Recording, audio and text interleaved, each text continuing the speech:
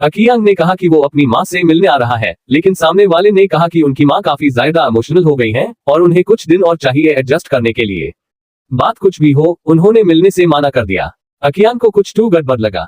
उसने दिखावा किया कि वो वाहन से जा रहा है, लेकिन असल में का बाहर पार्क करके चुपके से अंदर घुस गया। रात के टाइम में पूरा नर्सिंग होम अजीब सी शांति में डूबा हुआ था, जैसे कुछ छुपा हो। जब अकियांग एक अलमारी के अंदर छुप गया, तभी बाहर से घंटी की आवाज आए। एक आदमी ने अजीब से कपड़े पहने और डायरेक्टली उस अलमारी का दरवाजा खोला जहाँ अकियांग छुपा था, लेकिन उसका टारगेट अकियांग नहीं था, बल्कि अलमारी के अंदर एक सीक्रेट गेट था। अकियांग चुपके से इस आदमी के पीछे चला गया, जहाँ उसने देखा कि बहुत सारे लोग एक जैसे कपड़े पहने हुए इकट्ठे हुए हैं और एक प्राचीन शैतान को बुला रहे हैं। अकियांग एक कोने में छुप गया और सांस लेना भी बैंड कर दिया। तभी उसने देखा कि एक आदमी, जिसे वो पहले मिल चुका था, यूं उस शैतान के सामने बंद दिया गया था। उसके सामने हाय उस आदमी की माँ खड़ी थी। शैतान ने दोनों के सर पकड़ लिए जैसे कोई विधि शुरू हो गई हो। वो आदमी पूरी ताकत से विरोध कर रहा था, लेकिन तभी एक दूसरा आदमी, जो जैसे किसी का मैन समझाने वाला था, आया और कुछ अजीब सी शैतानी बातें करने लगा। आदमी ने अपनी माँ की तरफ देखा और फिर उसने विरोध करना बैंड कर दिया। अगले पल उसकी शक्ल तुरंत बुढ़ापे में बदलने लगी और उसकी माँ जवान होती चली गई। असल में वो शैतान लोगों को जवान बना सकता था, लेकिन बदले में माँ को अपने बच्चे की बाली देनी पड़ती थी और फिर उस औरत को नर्सिंग होम के परिवार का हिस्सा भी बनना पड़ता था। अकियांग ये सब देख के वापस भागने लगा, लेकिन तभी उसका फोन गिर गया